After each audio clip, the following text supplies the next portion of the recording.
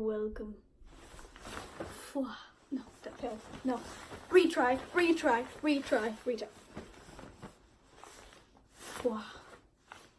Welcome to my scary stories. That sucked. Okay, hi guys, Cerise Wolfie here, and today I'm bringing you a scary stories series. And as you can see, I'm finally at my desk. Those of you who have been to my house know my desk is a mess. Voila!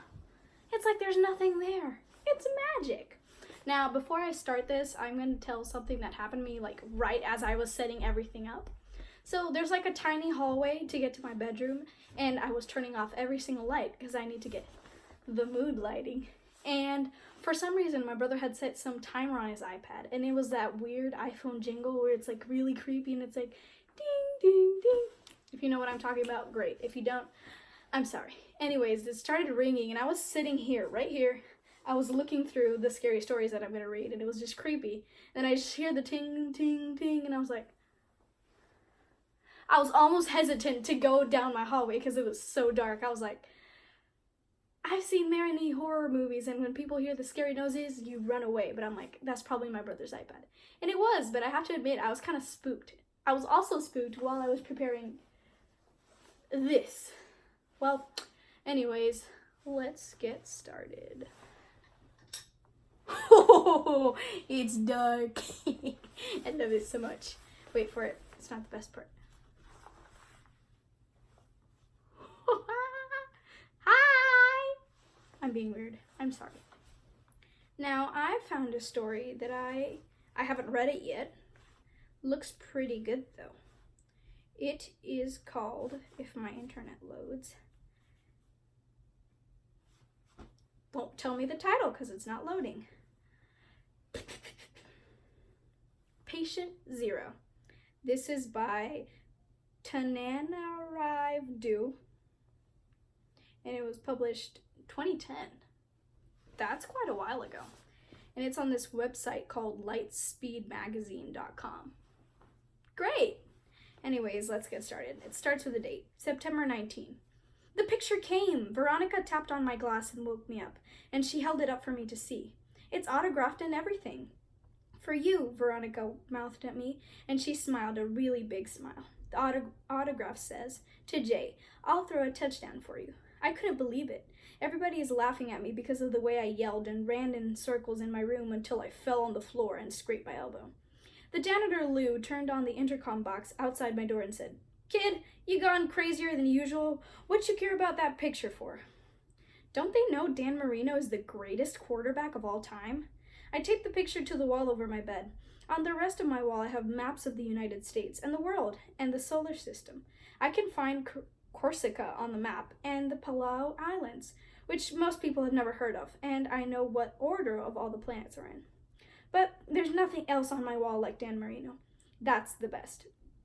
The other best thing that I have is a cassette tape. That time the president called me on the telephone when I was 6. He said, Hi, is Jay there? This is the President of the United States.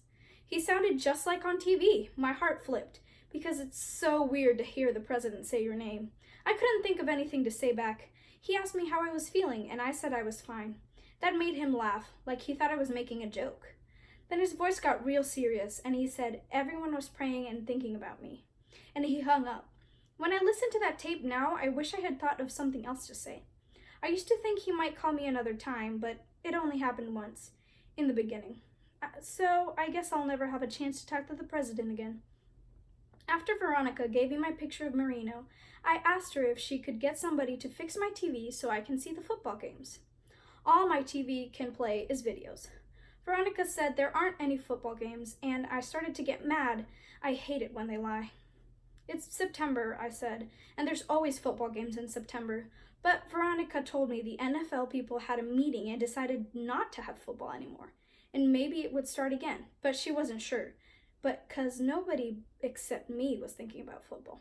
At first, after she said that, it kind of ruined the autograph because it seemed like Dan Marino must be lying too. But Veronica said he was most likely talking about throwing a touchdown for me in the future, and I felt better then. This notebook is from Miss Mangat, my tutor, who is Haitian. She said, I should start writing down my thoughts and everything that happens to me.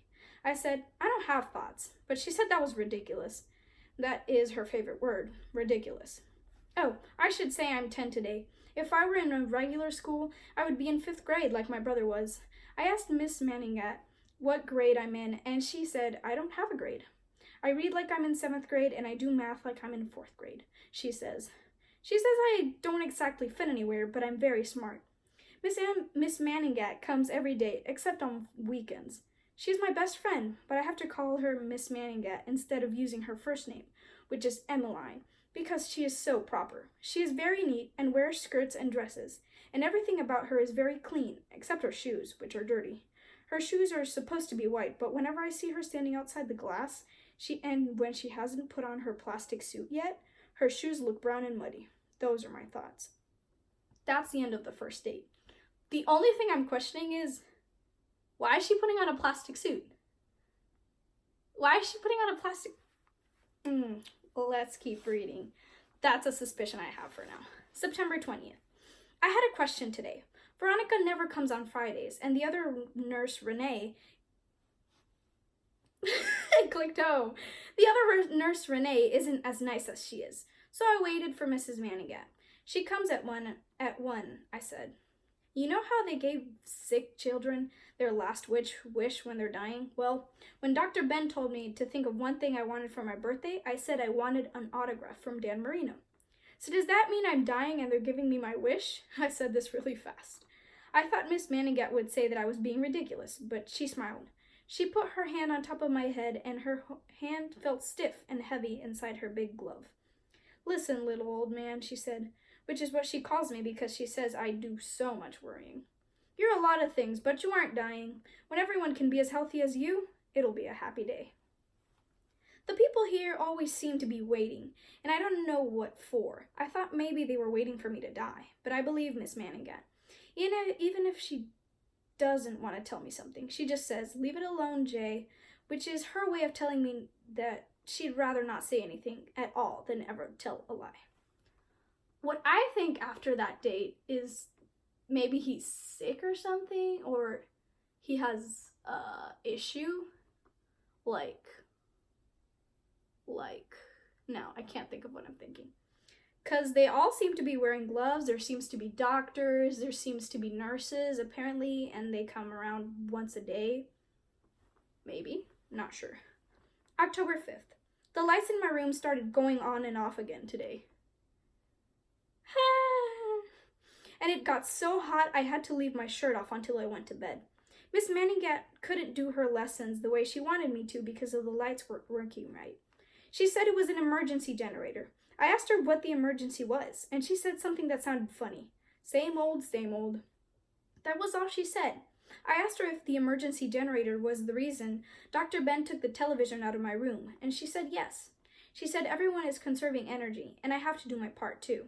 But I miss my videos. There's nothing at all to do when I can't watch my videos. I hate it when I'm bored. Sometimes I'll even watch videos I've seen 100 times. Really, 100 times. I've seen Big with Tom Hanks more times than any other video. I love the part in the toy store with the really big piano keys on the floor. My mom taught me how to play Three Blind Mice on our piano at home, and it reminds me of that. I've never seen a toy store like the one in Big. I thought it was just a made-up place, but Miss Manningat said it was a real toy store in New York. I miss my videos. When I'm watching them, it's like I'm inside the movie too. I hope Dr. Ben will bring my TV back soon. Now, after this one, I think I actually might be onto something with the sickness, because he was a normal kid before, because he said his mom used to teach him how to play piano, but there's no sign of his mom yet. So he might actually be at a hospital. His parents might be gone. I'm not sure what's happening here. But those are my theories for now. October 22nd. I made Veronica cry yesterday. I know. I didn't mean to. Dr. Ben said he knows it was an accident, but I feel very sorry, so I've been crying too. Oh, what happened is I was talking to her, and she was taking some blood out of my arm with a needle like always. Definitely a hospital. I'm pretty sure of it now. I was telling her about how me and my dad, parents, Used to watch Marina play on television, and then all of a sudden she was crying really hard. Is Veronica his sister? I'm not sure. She dropped the needle on the floor and she was holding her wrist like she broke it. She started swearing, over and over. I asked her what happened and she pushed me away like she wanted to knock me over. Then she went to the door and punched the number code really fast and she pulled the doorknob, but the door wouldn't open. And I heard something in her arm snap from yanking so hard. She had to do the code again. She was still crying. I've never seen her cry. I didn't know what happened. I mashed my finger on the buzzer hard, but everybody ignored me. It reminded me of when I first came here, when I was always pushing the buzzer and crying, and nobody would ever come for a long time. And they were always in a bad mood when they came. Anyway, I waited for Mrs. Manningat, and when I told her about Veronica, she said she didn't know anything because she comes from the outside, but she promised to find out. Then she made me recite the preamble to the Constitution, which I know by heart. Pretty soon, for a little while, I forgot about Veronica.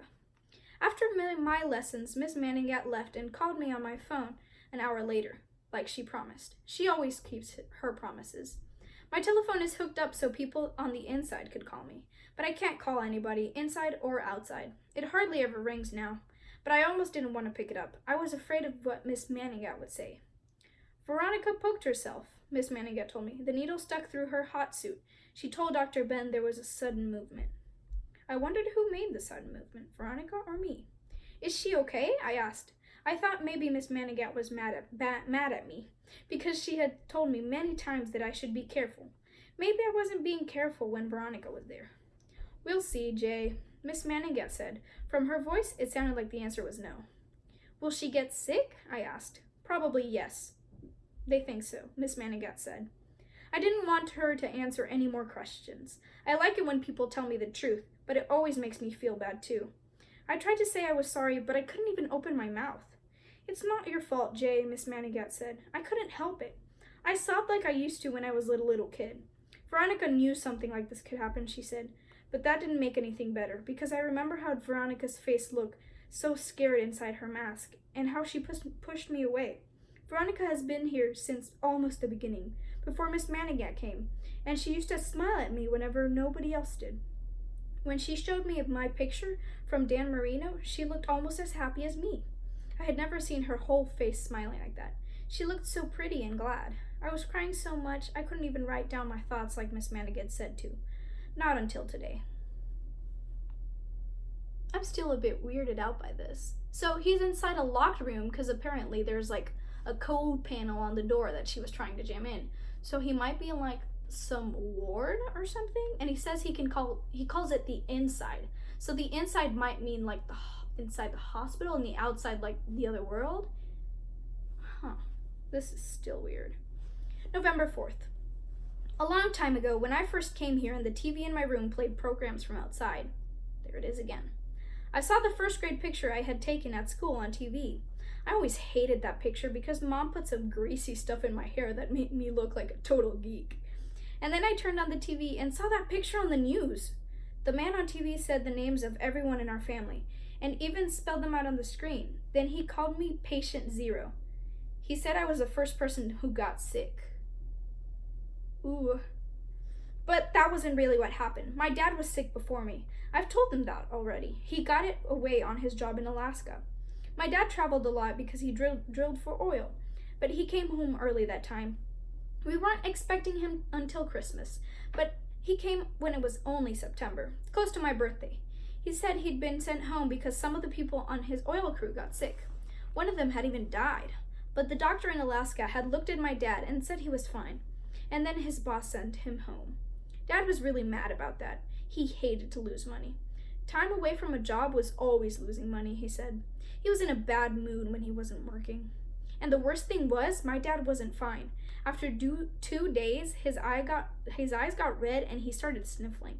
Then I did too, and then my mom and brother. When the man on TV showed my picture and called me Patient Zero and said I was the first one to get sick, that was when I first learned how people tell lies, because that wasn't true. Somebody on my dad's oil rig caught it first, and then he gave it to my dad. And my dad gave it to me, my mom, and my brother. But one thing he said was right. I was the only one who got well. I'm scared. My Aunt Lori came here to live at the lab with me at first, but she wasn't here long, because her eyes had already turned red by then. She came to help me take care of me and my brother before my mom died, but probably shouldn't have done that. She lived all the way in California, and I bet she wouldn't have gotten sick if she hadn't come to Miami to be with us. But even my mom's doctor didn't know what was wrong then, so nobody could warn her about what would happen if she got close to us. Sometimes I dream I'm calling my Aunt Lori on my phone, telling her, please, please don't come. Aunt Lori and my mom were twins. They looked exactly alike.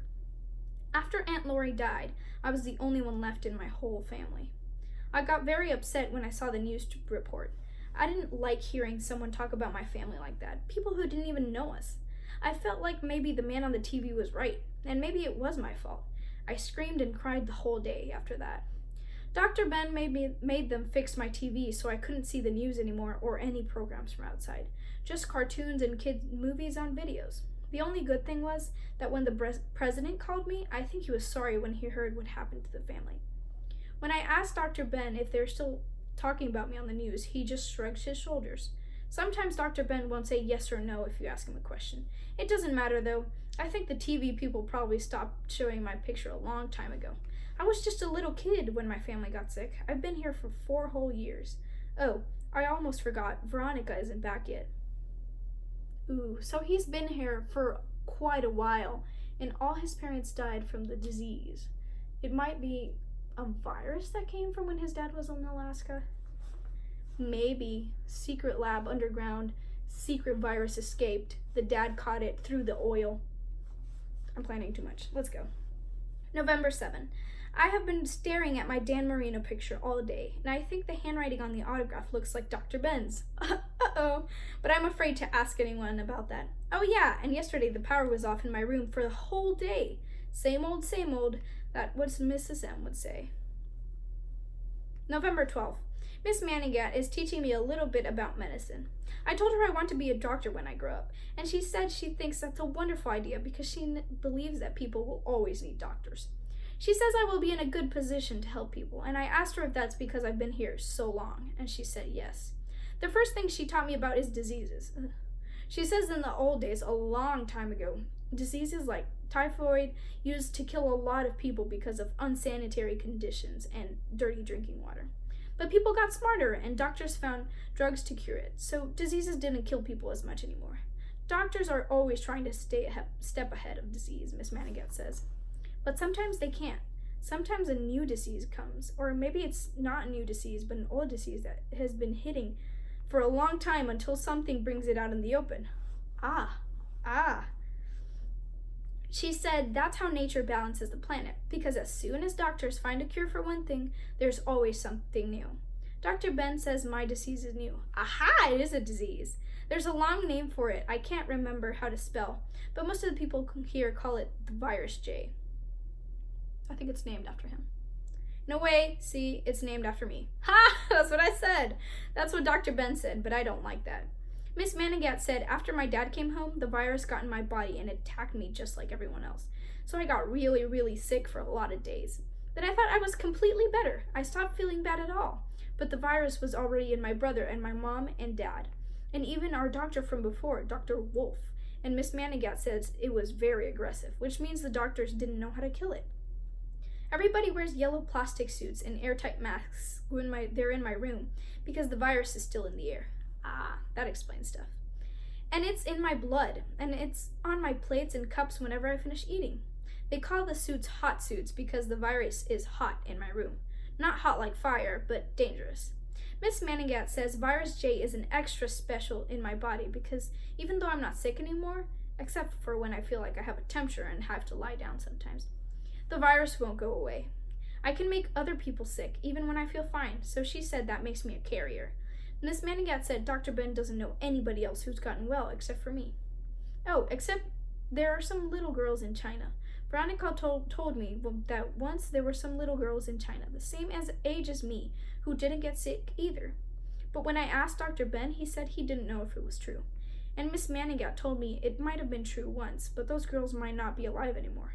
I asked her if they had died of virus J, and she said, no, 3 times. She told me to forget all about any little girls in China, almost like she was mad. I'm the only one like me. She knows for sure, she says. The only one left. That's why I'm here, she says.